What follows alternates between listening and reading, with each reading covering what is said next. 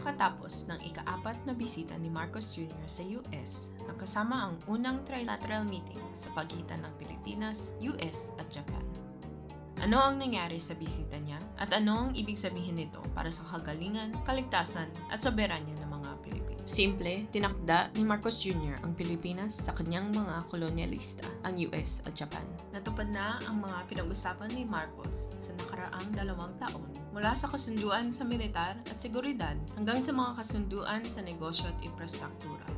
Ilan sa mga pangunahing pahayag ay ang Philippine Enhanced Resilience Act na magbibigay ng hanggang $2.5 billion sa AFP, ang pagdagdag ng pondo para sa mga base ng EDCA, at ang Luzon Economic Corridor upang mapabilis ang kalakalan at pagmamanufaktura sa rehiyon.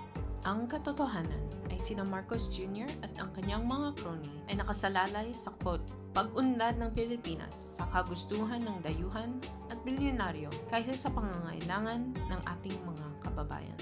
Ang dayuhang kalakalan ay nagpapayaman lamang sa maliit na bilang ng mga Pilipino habang ang karamihan ay nagtatrabaho para sa mababang sahod. Dahil sa dumadaming kooperasyon ng militar ng US at Pilipinas sa rehiyon, ipinapanganib ni Marcos Jr. ang buhay ng mga Pilipino sa pagkakasangkot sa giyera sa pagitan ng US at China. Siya ay nagpapahamak sa buhay ng mga Pilipino at nagre-resiklo ng pagkasira ng ating lupa at karagatan, imbes na ipagtanggol ang soberanya. Ipinakikita ni Marcos Jr. na isa lamang siyang tuta ng mga dayuhang gobyerno, handang isakripisyo ang Pilipinas alang-alang sa sariling pakinabang, katulad ng kanyang diktator na ama. Ano ang gagawin natin ngayon?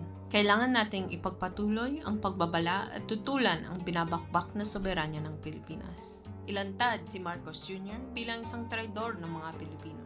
Lumaban para sa tunay ng demokrasya at soberanya sa Pilipinas. Sumali sa Malaya Movement USA. Panoorin ang susunod na video sa serye kung saan tatalakayin natin ang mga iba't ibang mga kasunduan na galing sa bisita ni Marcos Jr.